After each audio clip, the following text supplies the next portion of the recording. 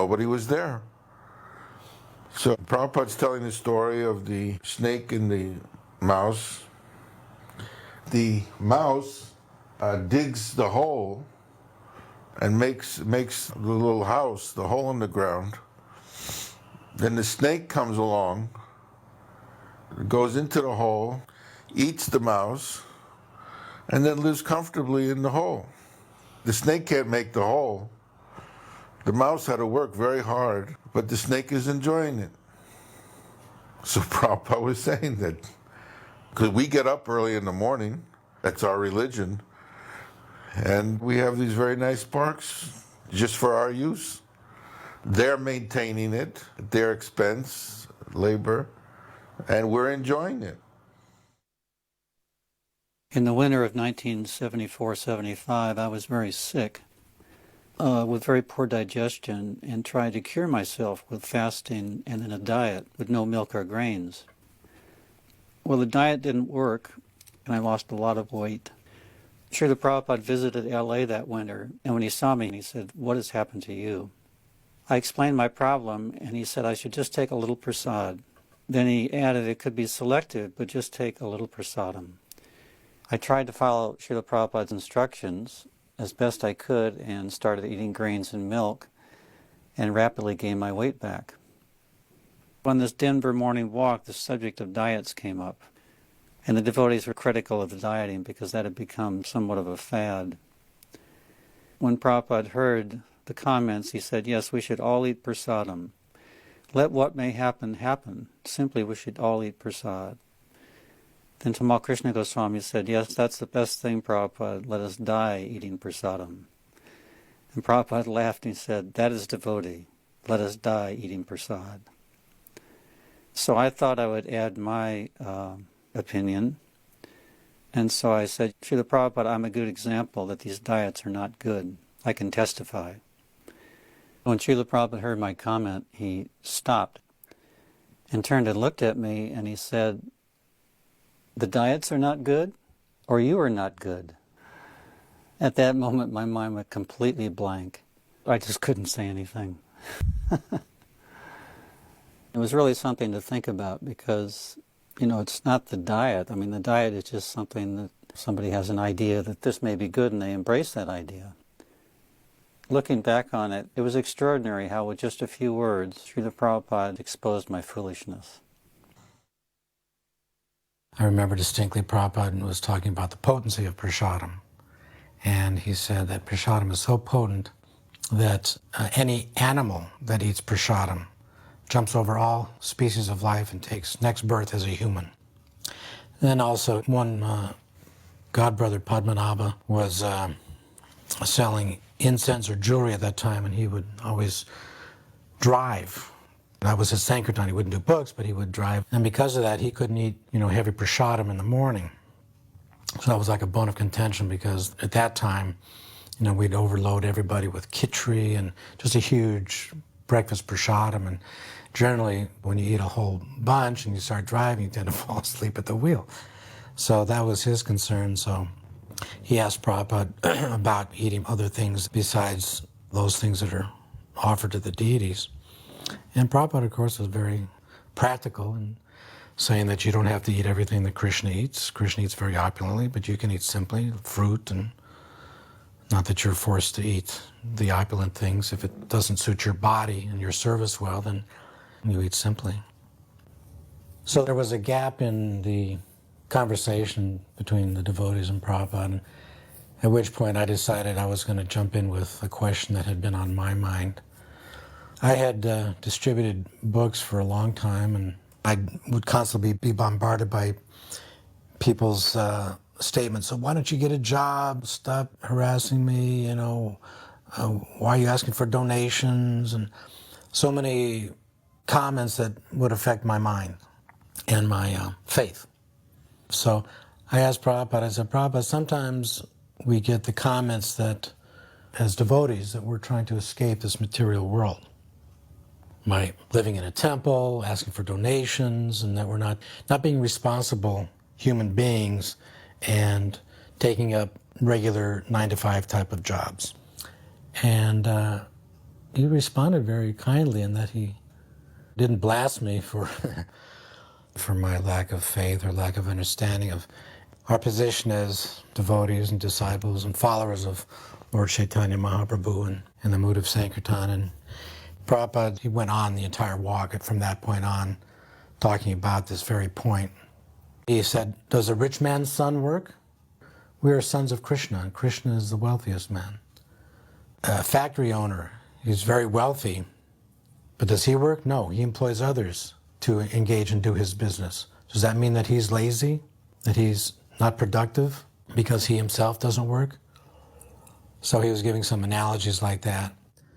So he was able to dispel my doubts that morning walk about the non-necessity of having to go back and get a 9-to-5 job, that I was actually doing the proper service.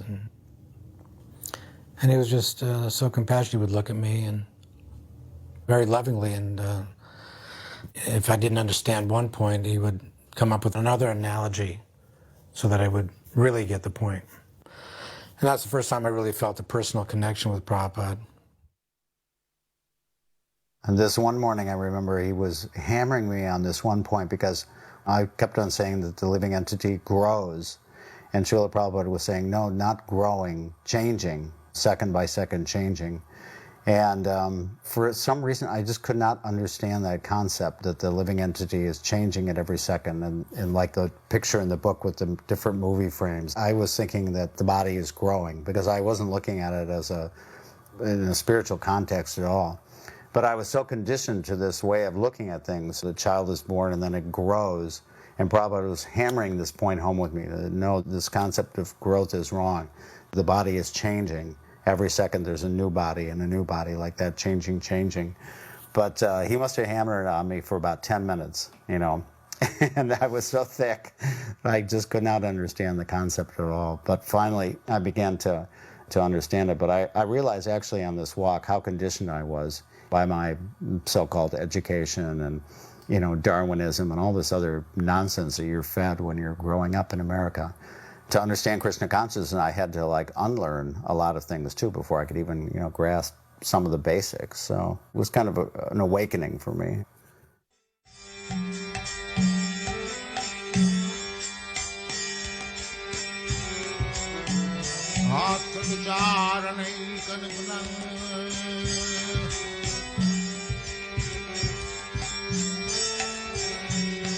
Dharma samastapaka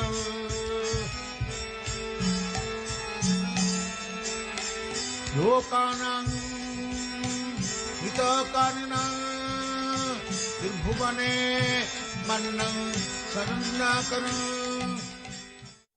When Prabhupada came into the airport, they had planned for the television and different people to interview him. So they brought him into a room, but then nobody showed up. And I just remember Prabhupada was very undisturbed. You know, we were all upset that it didn't happen. And then they took Prabhupada back to the temple. The Denver temple's very long, and at that time we just had little Radha Krishna. And when they opened the curtain, Prabhupada immediately called Brahmananda over. And he was saying that little Krishna didn't have a peacock feather on. And we were all amazed that from such a great distance, his Vyasasana was way in the back of that temple, that he immediately saw that and had them fix it. In Denver, it was just after LA, and all of the problems that were there in Los Angeles and the political situations of the organization, of the management of the society were weighing heavily upon him. And at the same time, when he was in Denver, there was an undercurrent, not a major theme, but an undercurrent of problems with householders. There were also other problems with some sannyasis. I forgot who it was. And it seemed to be in America, Prabhupada was very much preoccupied with disturbances. Whereas in India, he was preoccupied perhaps with fighting with people who were trying to take away lands. I think he was less disturbed by that than he was by the disturbances with devotees.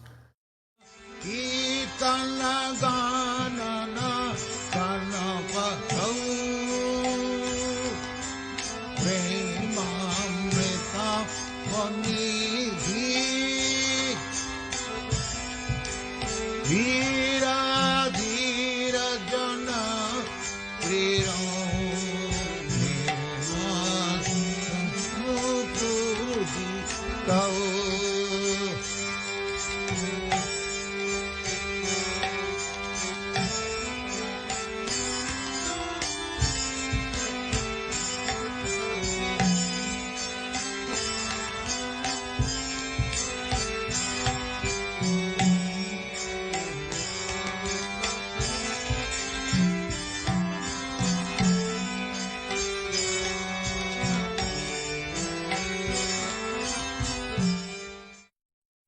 I'll never forget Visnujana putting Radha Damodar into my van. I had a Volkswagen bus. Visnujana sort of reclined on the little bed type of thing I had there, and the murtis were placed carefully on the seat. And as I drove to the park, he was singing some beautiful song, and I just was in ecstasy. And I just made sure I wasn't driving too fast because I didn't want to see Visnujana or anything else go flying. But I felt so fortunate. We arrived at the park, and they had a great kirtan group. It was sort of one of the first, what I would call kirtan bands at the time. Visnujana Swami would be playing harmonium and singing, and then we would play the various instruments that he had accumulated over the course of time, like the Esraj that you see Sri Ram here playing, the Ektar, which no one in ISKCON at that time was playing, and then we'd have various sorts of drums and percussive instruments that the other brahmacharis would play or guests would play that were usually musicians. That was basically what we did. Prabhupada was extremely pleased because it was a devotee-making program. There are many brahmacharis that came as a result of our traveling, preaching, and presenting the chanting of Hare Krishna and the distribution of BTG magazines and other books. Secondly, it was the way Visnujana Swami had arranged it. The deities were, of course, were always captivating. The exotic instruments, his deep and melodious voice, and his sheer enthusiasm for chanting the holy name. People literally were captivated upon seeing this whole presentation.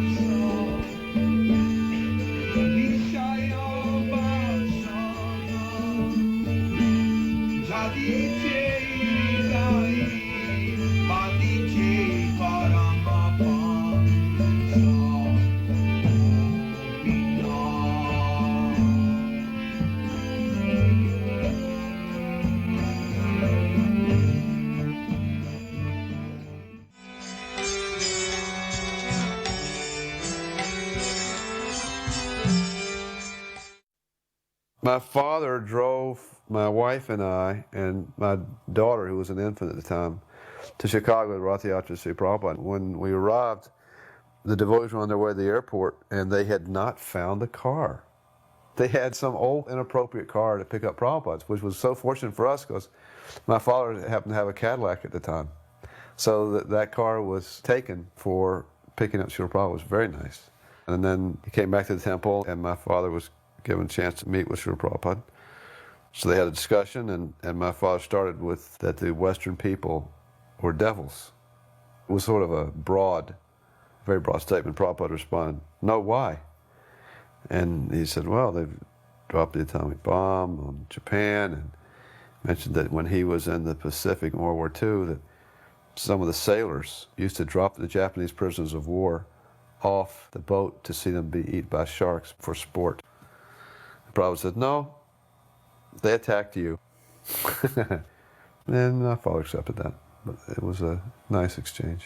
Prabhupada was very kind and respectful. At the time, my father, I think, he would have been 54 years old, which I thought was extremely old at the time. I'm now 55. I had gotten a magazine at a concert. John McLaughlin and his Mahavishnu Orchestra and the devotees gave me this magazine. I said, oh, this is Mahavishnu. After coming to the temple for the first Sunday feast, I continued to come. I never missed one Sunday feast. I kept going and started chanting regularly and attending the classes. And on Friday after I got off from work, I would get on the train and try to make it to the temple and stay there all weekend. Devotees would drop me off on Monday at the train station. They would be going on Harinam, and I had to go to work. And finally I said, I don't want to go to this job. I want to stay and chant with the devotees. Finally, after that, I joined. When we were going on the book distribution, I traveled from Chicago to St. Louis to Texas to Oklahoma, Arizona, and all the way up to Los Angeles. And I ended up staying in Los Angeles. But somehow I still wasn't convinced by the devotees' behavior. A couple of things happened that were a little disturbing. So I said, Prabhupada's coming to Chicago, so I'm going to go back to Chicago and meet Prabhupada. And I'll know then for sure whether I'm going to stay in Krishna consciousness or whether I'm going to leave. Took the bus back. It's a very hot 3-day ride on the bus. We were painting the temple and waiting for Prabhupada to come. And finally the day arrived. The devotees were going to the airport. I also wanted to go, but they told me that I couldn't go. I had to keep on cleaning the temple and getting everything ready for Prabhupada to come. When the car was on the way back, they called and says, okay, Prabhupada's on the way. All the devotees should get ready to have kirtan out in the front. So we went outside to wait, and the car pulled up, and Prabhupada was sitting in the back seat. And they opened the door, and Prabhupada got out. And immediately on seeing Prabhupada, just uncontrollable tears just came down my face. And I didn't think I was a crybaby type, but something that was just uncontrollable. I couldn't control it, but then I knew that actually, yes, this is the messenger of God. I was completely convinced from that point that Prabhupada was definitely Krishna's representative. There was no doubt about it. So I said, okay, Krishna, I'm not going anywhere. And I made a vow at that time that actually I would continue to serve Prabhupada regardless, no matter what actually happened, you know, in the long run. Whoever went, whoever stayed, that somehow I would continue serving Prabhupada. The day before Srila Prabhupada left Chicago, there was a great celebration in the temple. 4 small sets of Sri Sri Gaurnitai deities, brass deities, were installed. And while the devotees chanted the Maha Mantra and read from the Bhagavatam and other scriptures, the deities were given a full abhishek, and then they were dressed, and then each set was carried out to a different bus, a Radha Damodar bus. And each set was to preside over that bus while the devotees preached and sold Prabhupada's books. So when that was complete, Srila Prabhupada gave a talk, and he mentioned how pleased he was that now with these buses, devotees could go from town to town and city to city and distribute books explaining the science of Krishna consciousness. He said, materially, racing around will not help us in spiritual life. We were allowed to be advanced materially, but we should never forget our spiritual duty and our spiritual identity. If we do forget those things, then our human form of life is wasted. So after this talk, then there was an initiation. 75 devotees became initiated at this time.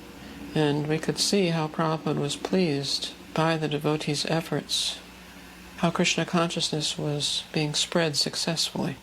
This pleased Prabhupada very much.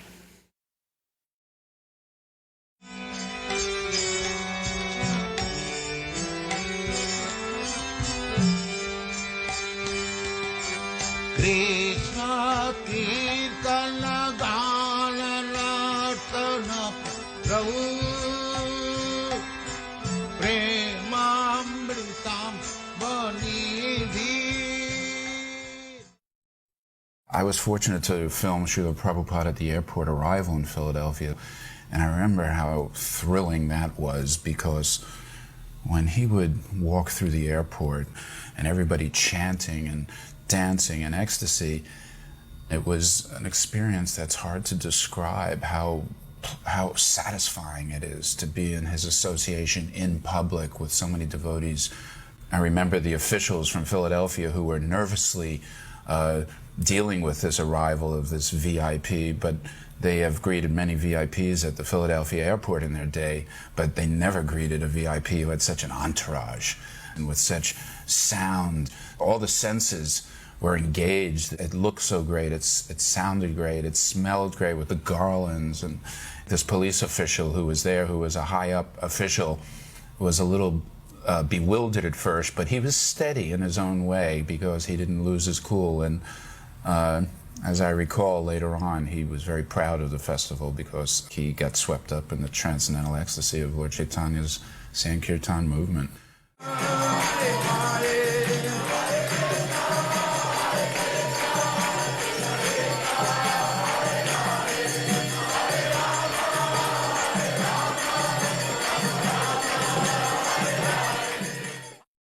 All the devotees rushed to the arrival gate to meet Srila Prabhupada. And Ambojaksha, who had never seen Srila Prabhupada, turned to me and said, "What should I do? Where should I go? Tell me what to do." He actually said that to me. "Tell me what I should do." And I said, "Ambojaksha, just go stand by the asana that's been set up for Srila Prabhupada, because you know he's coming there. And you can position yourself right next to Srila Prabhupada." So we agreed, and we both went there. So as Srila Prabhupada came and sat down, a devotee lady approached Ambojaksha with this huge plate of fresh cut fruit for Srila Prabhupada and gave it to Ambojaksha. So Ambojaksha offers the plate to Prabhupada, and Prabhupada takes one fruit, pops it into his mouth, and then does the Bengali drinking style with the water. And for Ambojaksha, it was just perfect. This is the first time Prabhupada had been to Philadelphia when there was a temple there. Before, he stopped off at Butler. On the way back from Butler to New York, he stopped off at the University of Pennsylvania, October of '65. Then he came to Temple University once, spoke in Swami Nikalananda's course, made some devotees too from another program. Prabhupada also met with scholars while he was in Philadelphia. Tom Hopkins, who he was really quite favorable to. And this professor from the Temple University, my religion department, Babhuti Yadav, and Prabhupada raked over the coals. It was so heavy with him. Prabhupada said to him, "What do you teach?" He said, "Hinduism." Prabhupada said, "And what is that Hinduism?" And Professor Yadav made the mistake of saying, "I don't know. Now you tell me, what is that Hinduism?" Prabhupada said, "Oh, you're teaching. You do not know?" He said, "This is our Swarab Damodar. He's also a PhD. Let us ask his opinion. He says he's teaching, but he says he does not know. Now, what is your judgment?" On cue, Swarab Damodar says, "Cheater, Srila Prabhupada, that is called cheater." This is how it starts. Prabhupada says, "So, he's called you a cheater." It got heavier and heavier. Finally, Yadav admitted he was a cheater. He said to Prabhupada, "Yes, I'm a cheater, but I'm an honest cheater." Prabhupada didn't give him a break. He said, "You say you are honest, but the judgment of a cheater cannot be accepted." So he was demanding that Prabhupada tell him what Hinduism is. And Prabhupada said, "First, you become shaven-headed like these. Then I will teach you. Tadvidi pranipatena pariprashnena sevaya." Babhuti Yadav says, "I did when I came in, I offered my pranams." He folded his hands together. And Prabhupada said, "Then my first instruction to you is stop this cheating business." Oh, and the GBC and everybody were just